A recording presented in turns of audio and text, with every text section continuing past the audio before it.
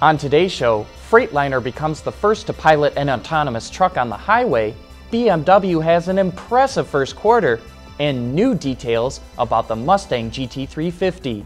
All that and more coming right up on Autoline Daily.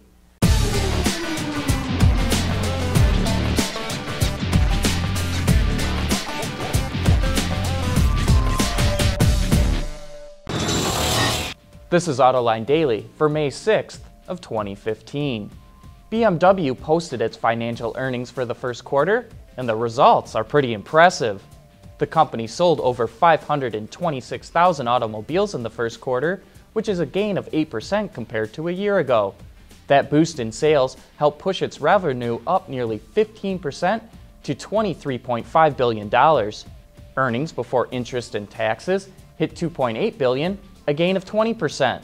And the company's net profit was up 4%, coming in at $1.7 billion. And as we keep saying, these numbers show why it's so important for an automaker to have a successful luxury brand.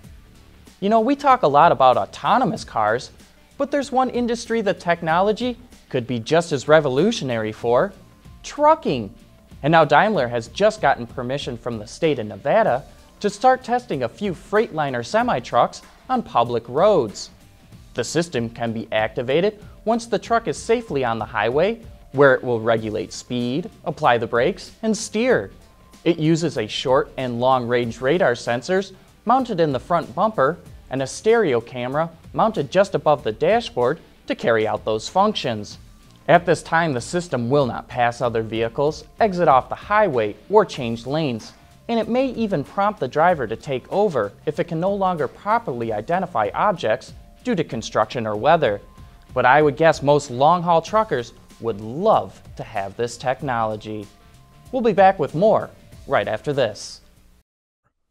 Autoline Daily is brought to you by Borg Warner, Feel Good About Driving, Bridgestone Tires, Your Journey, Our Passion, and by Dow Automotive Systems, breakthrough technologies for lightweight vehicles.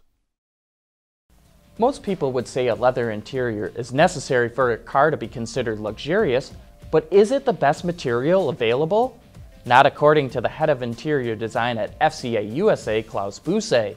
On last week's Autoline After Hours, he told us, and I quote here, "There's so many synthetic materials that are out there that are superior to leather," end quote. Klaus says over time leather wrinkles and the color can fade, but he concedes that customers like the material, so it's not going away anytime soon. But just because he isn't a fan of leather, it doesn't mean the company is neglecting it. Check out the interior of the Ram with this laser-etched design in the leather. It looks like a type of pattern you would see on a high-end pair of cowboy boots. There's a lot more interior design tidbits like that in the show, so if you haven't done so already, make sure you watch it on our website or on our YouTube channel.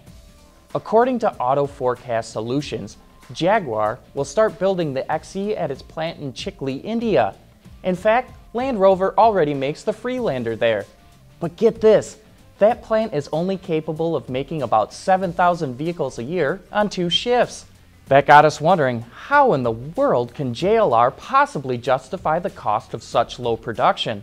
After a little digging around, we found that India has one of the highest import tariffs in the world, 135%. So JLR can make the cars in India, cut the price by a lot, and still make a bigger profit. Coming up next, Ford dribbles out more details on its monster Mustang.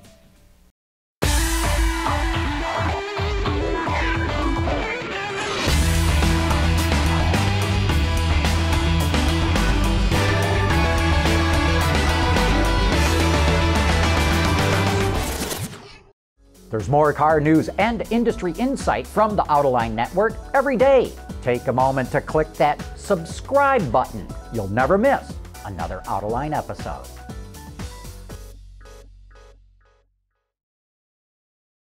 Yesterday afternoon, Ford showed us more details of its Gonzo GT350 Mustang and the Uber track version, the GT350R. Ford claims it will be the best handling Mustang of all time, born and bred on a racetrack. To put it simply, they made it lighter, stronger, and more aerodynamic. The grille opening reinforcement was redesigned to lower the leading edge of the hood so the car punches through the air easier, and it's made of carbon fiber to reduce weight. Speaking of aero, the underbody of the car is flat as a pancake, with belly pans under the engine compartment and running from the diff to the rear bumper. This is the first Ford to ever use MagneRide shocks, which respond to road inputs in 7 milliseconds. That allows the car to corner hard, yet deliver a comfortable ride. The suspension components are all new, all lightweight, and completely change the suspension geometry. The Mustang team wanted better feedback and greater grip, and they went into great detail to get it.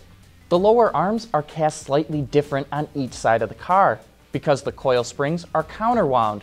That is, they spiral in opposite directions depending on which side of the car they go on. Put it all together and the springs don't bind up in hard cornering. The brakes are a masterpiece to behold. The massive two-piece rotor surfaces attached to the hub via an arrangement of pins. This allows the rotor surface to expand when they get hot, and the gap between the rotor and the hub helps keep it cool. 6 piston calipers right up front, 4 pistons are in the rear. Even though it says Brembo on the brakes, Ford insists it developed all the specifications in-house. To partially offset the weight of the brakes, the R version comes standard with carbon fiber wheels, which saves 50 pounds per car. Interestingly, the insides of the wheels are lined with a ceramic coating, which protects the wheels from the massive amount of heat thrown off from the brakes. Ford claims this is the first OEM production car with carbon fiber wheels. Oh, and by the way, they're 11 inches wide in the front and 11.5 at the rear. And those wheels are wrapped in giant Michelin Pilot Super Sport and Pilot Sport Cup 2 tires. Ford promises we'll get a chance to test drive the car later this year, but for now, they're just spoon-feeding us enticing details. That wraps up today's report, and we invite you to tune back in tomorrow.